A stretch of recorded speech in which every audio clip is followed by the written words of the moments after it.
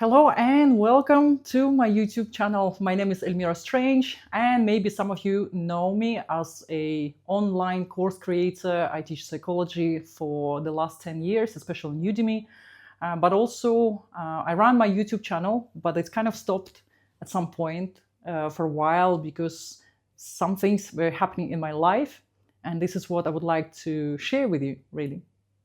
So I've been on a spiritual journey all my life.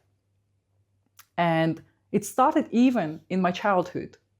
I had some paranormal experiences that perhaps you had them too. And maybe that's why you're curious to hear that all my childhood, all my teenage years, I've been living in different houses because we were moving quite a lot with my family, with my parents, with my younger brother. And both of us, me and my brother, experienced various mystical things that were happening in our home. Anything like scratching on the walls, apparitions, a feeling that somebody is at home, that you can hear them, even to the point where there is somebody standing by your bed, things like that. TV is turning on by itself. Certain things, objects falling from the table, and things like that. This is what I lived with all my life. But the thing is, it doesn't happen every day, every moment of your life, So it's not as I'm constantly in this paranormal world. It's more like it occurs every so often.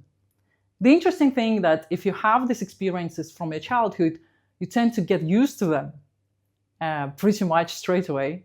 And then nothing surprises you anymore.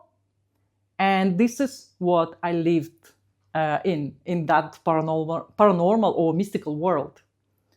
Now looking back, I would say that knowing, that awareness of that invisible world was actually quite important for the whole of spiritual journey that I went through eventually.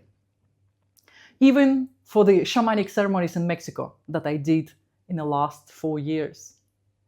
The thing is, when you are exposed to paranormal world from the start, you have no doubt that something else exists. Something greater than you, or something that you cannot perceive with your normal senses. You cannot see them, but you can hear them. Or maybe you can catch a glimpse of something else in your apartment. But like I said, if you live with it from your childhood, then it doesn't frighten you as much anymore. So this is why, of course, I became interested in learning about paranormal things. I wanted to become a ghost hunter. I wanted to try to record voice phenomena and things like that, just to interact with that world. I wanted to know who are they and what they want and why they're coming into my life, why they're disturbing me and my brother's life. And when I moved to the UK as an 18-year-old, quite quickly I realized that in UK many people are interested in New Age spirituality, in mediumship, in channeling, and even ghost hunting, really. So of course this became my life. Even though parallel to that, I was studying psychology. And this is because I thought the psychology is the closest subject that you can study at university, but would be most relevant to that paranormal experiences that I had. Of course, psychology doesn't give you all the answers, but it gives you some understanding of how human mind works. But quite often it discounts the whole mystical experiences as something that it could be mental health kind of thing, issues. And I know they're not, because these were shared experiences. These were not just mine. My brother equally heard them. We equally experienced interaction with those so-called ghosts. So anyway, I started going to mediumship classes that were in person at that time. And I was practicing as a medium. I really wanted to be in contact with that invisible world. I wanted to know what they look like, what's their names, where they're from, those entities. Are they spirits of people that we know that passed away? The interesting thing, I had an experience where I would meditate a lot at the time, so I could develop those psychic and mediumistic abilities, because that's the requirement. And at some point in the evening, I was meditating and I saw a face of a guy who appeared in my mind, but was very vivid. And as we were trained in mediumship circles, I asked the guy, "Who are you? What's your name? Why did you come? How can I help you?" And the answers that appeared in my mind were of his name, that he's a brother of a friend that I knew at the time, and that he came to say that, "Would you please tell to my sister that I'm fine in this world after I died." But to be honest, at that moment, I was doubting whether it's real or not, and I didn't really talk to that friend.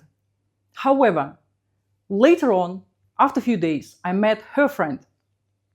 And that friend said to me, "Do you know Jackie?" And Jackie was the name of that sister whose brother appeared to me. And she said, "You know, we went last weekend with Jackie to see a medium because Jackie wanted to know if her brother is fine. She had a brother who died and she wanted to know if he's okay in that world." The thing is, I didn't even know that Jackie had a brother who died, or whether it's alive or not. To me, that was a sign that what I saw was real. And of course, it moved me forward with my mediumship training. I wanted to know it all. But what else I was experiencing parallel to that? I mean, you open the doors to the unseen world to the point where you start getting disturbances in your house much more than you ever had. I know I was sensitive anyway from childhood. But at that point, when you do mediumship and things like that, your house becomes alive. You constantly hear that there is somebody in your house. You constantly hear steps. You cannot even sleep at night because your sleep is disturbed by entities. And maybe it feels quite scary to some of you, but believe me, like I said, you do get used to these things. However, you do want to sleep at night well.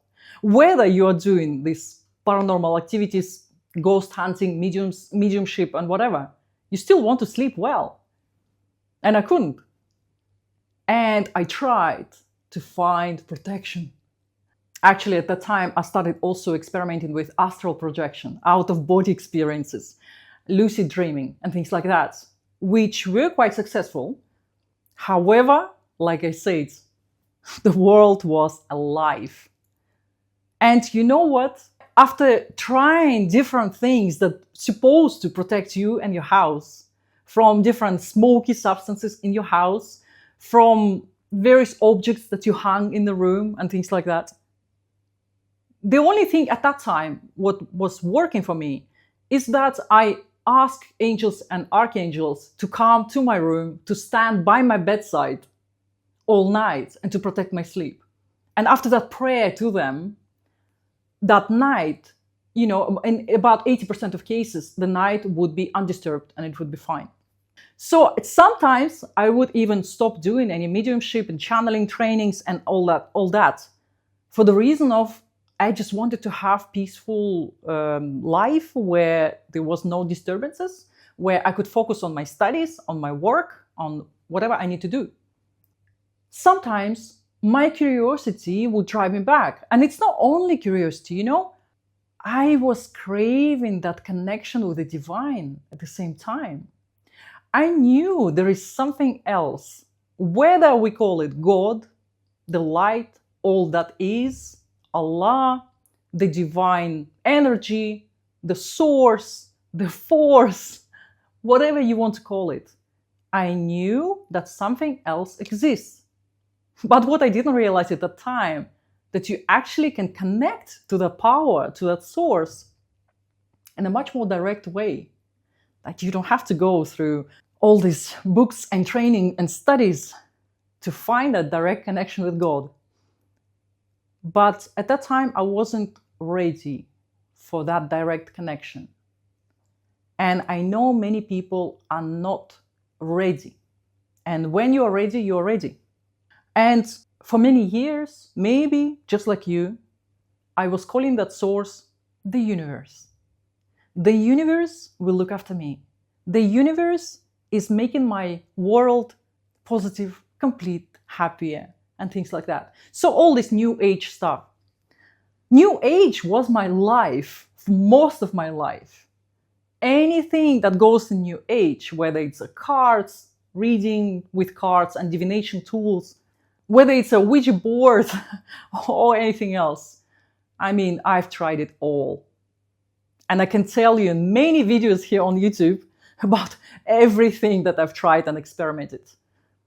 And if I like to experiment with something, I really like to get it to the point where I know it works and I get some kind of results from it. Otherwise, I cannot continue doing it. So, as I said earlier, all this astral projection, out-of-body experiences, lucid dreaming, divination, card reading, yeah, all of those were giving me some interesting results. Well, what I didn't know, of course, that at that time, that in many cases, you cannot trust the source of that information that you are getting, whether it's through divination, channeling, or anything else. You don't know who is helping you. That's the thing. You don't know. So the whole spiritual path eventually led me to Mexico, where I found for myself shamanic ceremonies, something like Ayahuasca, Bufo, and so on. So I've been doing this for about 3 to 4 years. And I've done many ceremonies.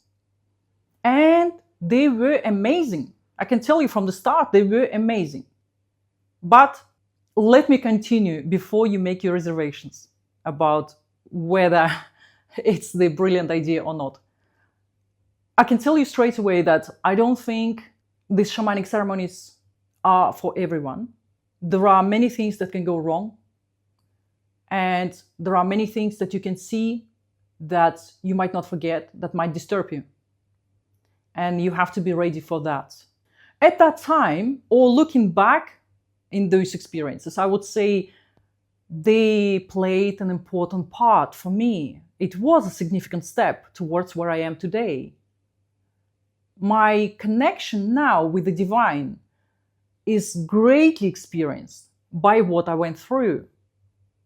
But let me tell you, every ceremony that I went through, and I've done around 20 ceremonies of different kinds, they were filled with visions and understandings of something greater, understanding that this reality is only one of many. There are many things that we cannot even understand, we cannot even imagine. We don't know most of the things. Some experiences were very vivid, and they were giving me visions of literally of other realities, of different worlds, and even of the afterlife. I was connecting with a source, and I was receiving literally guidance. And it's not like a mystical guidance that is aimed at you doing completely different things. It's not like that. The guidance was actually very aligned with the teachings that eventually are found in various religions. Be good, be kind, don't lie. Even little white lies, they don't serve you. And make yourself and other people comfortable.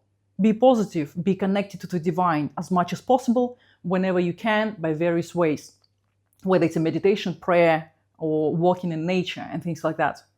There were many things that were shown to me during those experiences as well. But at the same time, some visions were disturbing. And I literally saw, I would say, something like demonic entities. And I could hear them. And they were giving me images that were quite disturbing. Disturbing to my soul, disturbing to all my senses. It was, I can tell you that it felt like you were just watching some crime or horror movie. And now the whole scene is played out in your mind, and pretty vividly, like a dream, but very vivid dream where you are witnessing it, And I couldn't understand where those images are coming from. But what it made me do, it made me think about other forms of protection before I was going through those experiences. And this is when I started looking at prayers. So I took prayers from Islam, because that would be my roots anyway, naturally, because of the family. It's just nobody practices Islam in my family. But generally speaking, that's where we were coming from Islamic roots. I started learning prayers. And I was going to those experiences, but reciting prayers like a lot during the ceremony and before the ceremony. And I've noticed that they work. They work. The whole thing, that demonic whatever was around me at the time, it subsided. The prayers worked in a way that I felt some kind of protection. But I also felt some kind of disconnection from those ceremonies at the same time. I felt like less doing them. I felt like going deeper in studying religious texts, because I felt that New Age doesn't give me that depth anymore. In New Age, we have so many channelers, mediums, psychics that tell you so much information about where you're from and your origins, whether it's a stardust or different alien planet. But in the end of the day, you don't know who to trust to anymore. It's the ocean of misinformation. And that's what's wrong with New Age, first of all.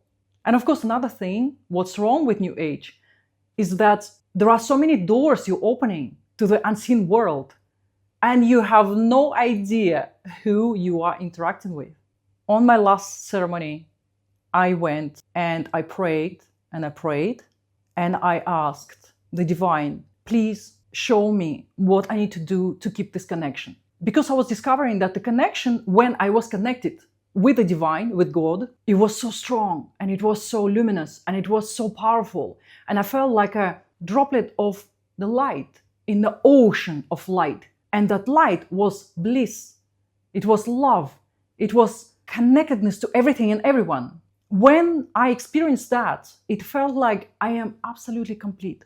I don't need anything else in this world. I don't need anything or anyone else. I'm just happy and complete. And in that state, I asked the divine, so now what? I am complete. And as if someone said, like through my thoughts, now you know, you don't have to prove anything to anyone anymore. You exist, and that's amazing. And then I asked, after I leave Mexico, what can I do to keep this connection? It feels like this is the most thing in this world, in this reality, to be connected to God, to divine. Nothing else is more important than this. And the divine answered, you connect with us every day through prayers, through meditations, through other spiritual practices, whatever works for you. Find what works for you to keep this daily. This is why people who are involved in spiritual practices, they do them every day. You cannot go to church once a week. You cannot visit mosque once a month or whenever some celebration occurs. You cannot live like that. You will not have connection in your daily life. And this is the only thing. It's like an umbilical cord that keeps you to the source, to the creator, that can give you so many blessings in your life. You will be amazed. I can tell you that now, looking back, I would say my life has divided before and after. And my life now, as I became a practicing Muslim, it's two different lives. And as with any change, and as a psychologist, I can tell you that the transition from one state to another, or when you're changing your identity, is never easy. And if you think that one day you can come to some religion or some spiritual practices, you can put on hijab, you can become this and that, I can tell you that 99.9% of people will go through a difficult, even though transformative, transitional period of time. And that time, it can take weeks, months, or even longer than a year before you will get used to this new identity, your new spiritual practices. And you know, your mind will be questioning you, why are you doing this? Your life was so much easier before. Can't you see it? Why do you have to wake up early to do some prayers? Are you crazy? You need that sleep. Why would you want to abstinate from food? Why do you have to fast? You never did. All those questions that arise from your mind, it might not be only from your mind. It can be also from that invisible, unseen world that is around us. You know, I can talk so much about the invisible world because I've seen it. I felt it. And in our normal waking state, our mind is a barrier. Our human brain is a barrier to that invisible world. We literally have like virtual reality goggles right now. We cannot see what's behind it. We are in this game. And you know, even Islam, in Qur'an, it says that this world or this reality or this life is only a game. And it's a temporary game. And you really need to understand this, because that's the key to how you can live in this world. And that understanding or awareness plus connection to God, to divine on daily basis, this can change your life like you never even thought possible. You know, when we talk about manifestation, the law of attraction and things like that in New Age, yeah, all that is good, but it's a part of the whole creative process here. Instead of just manifesting by the law of attraction, how I used to actually teach on this channel, I still have a couple of videos about that, which I am planning to rewrite, because it's not about manifesting as if you are God, because that's what New Age spirituality teaches you, but it's more about aligning with the Creator, manifesting together with the Creator, and trusting that source, the divine source, that everything will be arranged for you in the best possible way when you relax and you trust and you work together with the Creator, aligning with the source. That's kind of in New Age terms, right? What was the most difficult part in the whole transitionary state? The most difficult part was, for many years and most of my life, I was a New Age spiritual person who believed that only love, light, and happiness exist, and you should focus only on that you should ignore the darkness. I would say now that you don't have to ignore the darkness, you can work through the darkness, and you can be aware of the darkness. It actually serves its purpose as well. Also, certain things like past lives, hypnotherapy for past lives, which I've done. I went through different past life regression therapy sessions where I've seen different lives through visions, through hypnotic state. And also, I've learned to do it to other people. All that, I had to question it. What was that? Because, you know, in all monotheistic religions and Abrahamic religions, and I mean Christianity, Islam, and Judaism, they teach you that we don't really have those past lives. What are they really? And again, I would like to make a separate video on that, exploring this topic, because I have my own thoughts, but I also have some explanations from various sources about what we see when we go through past life regression therapy. Is it our mind? Or is it some entities that try to help you to see something that you believe in? Whether it's the source is trying to give you something as well, or combination of all three. Or maybe you have your own actually answers or reservations about it. Please write them in the comments below. I'd love to read if you have an idea of what I'm talking about and your own opinion about that.